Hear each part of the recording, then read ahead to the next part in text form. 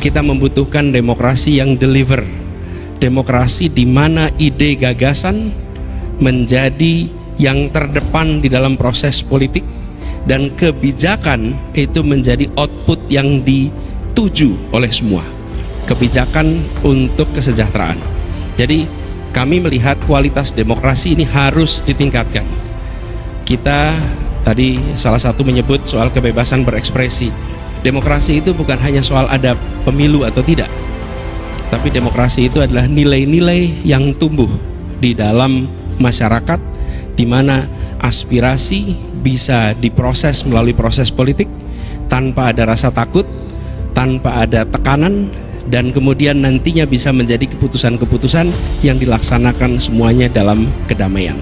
Nah, ini yang sekarang seringkali menjadi masalah, karena kita menyaksikan kalau di sosial media sih banyak sekali yang kalau mau nulis itu nyebutnya Konoha, Wakanda gitu. Apa artinya? Ini menunjukkan ada self-censorship. Bahkan kemarin ada yang menyebutkan bahwa kota yang polusinya paling buruk namanya Lahore, dan lalu mengkritik kota Lahore habis-habisan. Kenapa? Ini tanda-tanda yang tidak sehat.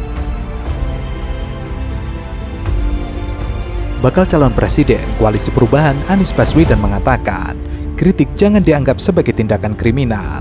Hal itu menanggapi pernyataan terkait pembuat mural yang dipolisikan ketika acara Anies Baswedan bicara kebudayaan. Kritik seharusnya dipandang sebagai pembelajaran agar yang dikritik memberikan argumen dan mencerdaskan pendengarnya. Kritik itu tidak perlu dipandang sebagai kegiatan kriminal. Kritik itu dipandang sebagai kegiatan pembelajaran. Pembelajaran bagi siapa saja. Kalau dikritik, berikan argumen balik, dan argumen itu supaya mencerdaskan yang menonton. Mantan Gubernur DKI Jakarta itu mengaku tidak marah bila dikritik. Ia membalasnya dengan sebuah jawaban terhadap kritik tersebut. Dikritik jangan marah, tinggal jawab saja kritiknya. Dan pada saat itu ia menjawab kritik, biarkan publik yang menilai masuk akal apa tidak. Yang masuk akal yang memberikan kritik atau yang memberikan jawaban. Maka ketika mengambil kebijakan harus dengan akal sehat dan data. Kenapa saya katakan begini malah? Ada dua sistem di dunia ini, demokratik dan non-demokratik. Yang non-demokratik pilarnya adalah fear, rasa takut. Itu non-demokratik. Yang demokratik pilarnya adalah trust. Sebuah demokrasi mengandalkan keterbukaan, mengandalkan kebebasan, dan di bawahnya ada pilar bernama kepercayaan atau trust. Non-demokrasi dia mengandalkan kepada rasa takut, fear. Karena itu perhatikan, rejim-rejim otoriter pasti menggunakan rasa takut untuk menjalankan kekuasaannya. Begitu rasa takut itu hilang, rejimnya tumbang. Arab Spring, Filipina, kemudian Iran, Afrika Utara. Bahkan ketika transisi di 97-98 itu karena fear itu hilang, semua bergerak. Begitu fear hilang, maka rezim tumbang. Nah, ketika kita dalam demokrasi dan ada fear, sesungguhnya ini tanda-tanda yang tidak sehat. Karena itu harus dikembalikan. Kebebasan berbicara harus menjadi prioritas yang harus kita bereskan di dalam tahun 24 ke depan. Harus.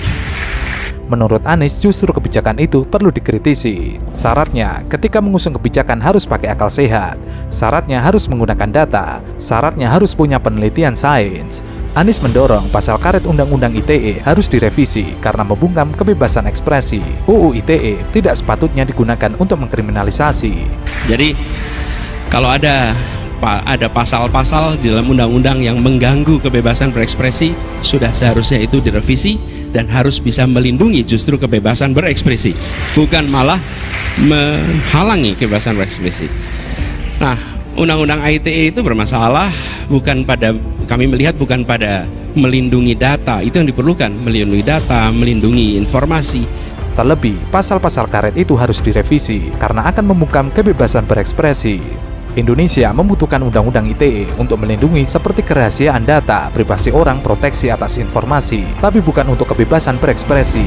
Maka, melaporkan bengkel disebutkan sebagai pencemaran nama baik. Kita melapor rumah sakit disebutkan pencemaran nama baik.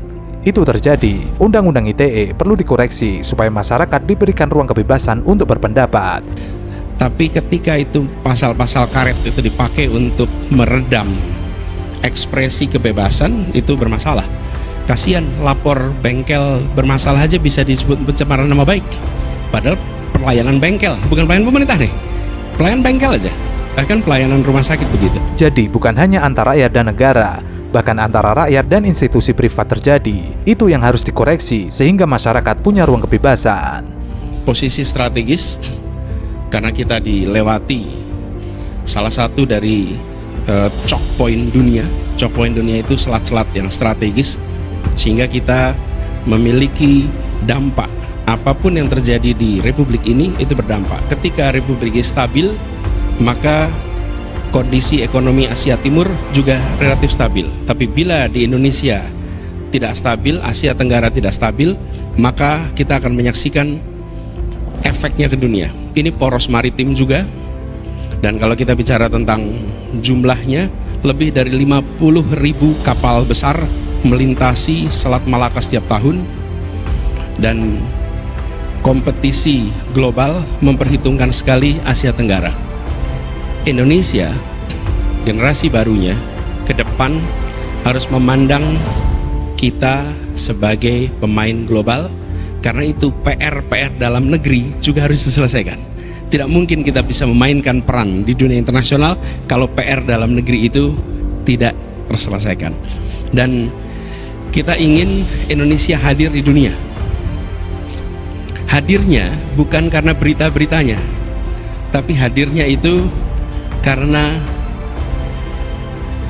rumah tangga di dunia merasakan kehadiran Indonesia. Menjadi berita di dunia itu baik, tapi hadir di keluarga-keluarga itu lebih baik lagi. Kita merasakan bukan Korea hadir di keluarga-keluarga kita di seluruh Indonesia, dunia merasakan.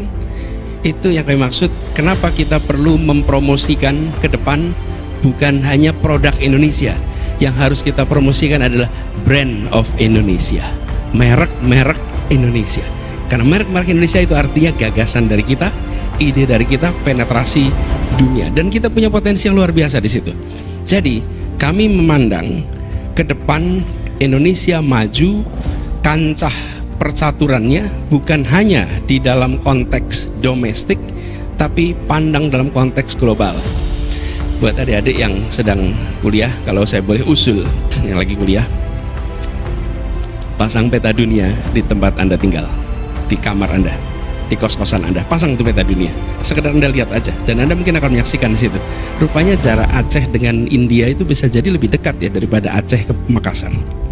Oke, skop yang Anda perhatikan itu global. Sebaliknya, saya sering anjurkan kalau ada mahasiswa Indonesia kuliah di dunia internasional, saya minta di kamar kosnya, di apartemennya, pasang peta Indonesia. Biar tiap hari Anda lihat tanah air Anda, bahwa satu saat Anda akan dipanggil pulang untuk mengabdi dan memajukan republik ini.